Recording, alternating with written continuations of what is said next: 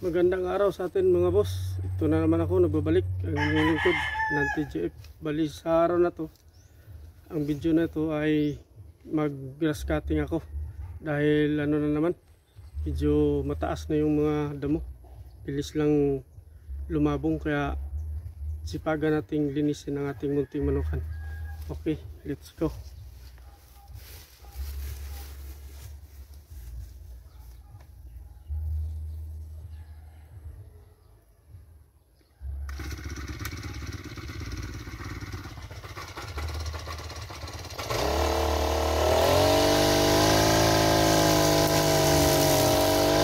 Yan, ganyan yung mga looks. I-set mo lang siya ng natin yung grass cutting. Huwag yung masyadong i-diin kasi baka makatama ng mga matigas na masisira yung blade niya. Kaya yan lang, swipe mo lang siya. Pagkaan lang yan.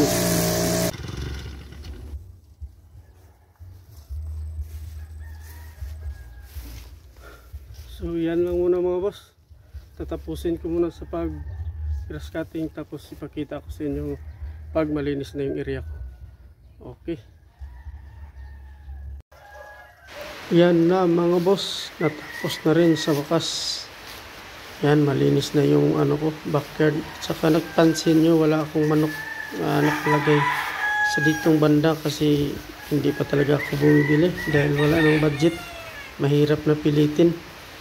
Yan, saka naghintay na lang din kami na maitali yung mga breed naming manok na palahi namin.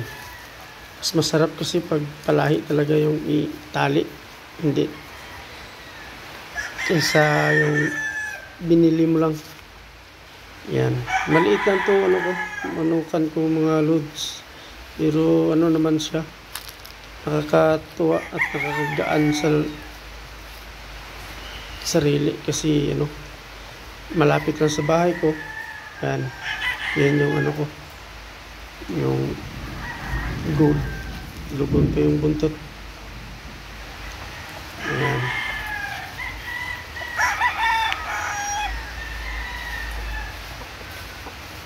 yan naman yung bulik namin na ano, green legin. Malapit na matapos yung paglugon niya, you know? Yung buntot niya medyo kompleto na.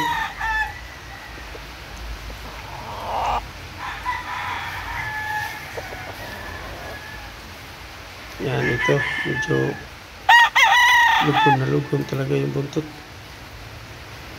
Yan. Yan. Talagang disclaimer lang pala mga lods, sa video na to walang nasakta na manok. Ito ay ginawa for viewing only at paano mag-alaga ng manok. Yan, yan yung ano ko, file. Kung sa Bisaya pa, banugon. Yan, yan naman din yung ano namin, yung gray ko. Pinalahi ko rin yan dahil ano, maganda yung winning niya. Apat na magkapatid, puro nanalo, kaya sinubukan kong i-breed siya. Baka sakaling tuloy-tuloy yung winning line nila. Yan, yan yung view sa munti kong manukan. Talagang nakakatuwa naman na nagawa ko to kahit papaano. Natupad rin yung kunti kong pangarap. Yan, yan yung puti ko na may kunti-kunting itim. Ito yata yung tinatawag na lasak sa Tagalog. Lakton sa Bisaya. Yan. Tapos yun. Yan namang ano. Yan namang bulik na cross sa puti. Yan. Yan yung play. Maraming salamat pala sa mga nag-subscribe sa ano ko, sa channel, at sa mga nag-views, at saka sa mga nag-share. Maraming salamat sa inyo mga boss. At sa hindi pa nag-subscribe, sana suportaan nyo ako, mag-subscribe kayo. Maraming salamat sa inyo. Yan yung ano namin, woodcock na black white ligid. So hanggang dito lang tayo mga boss. Maraming salamat. Hanggang sa susunod naman ng TGF ang inyong lingkod.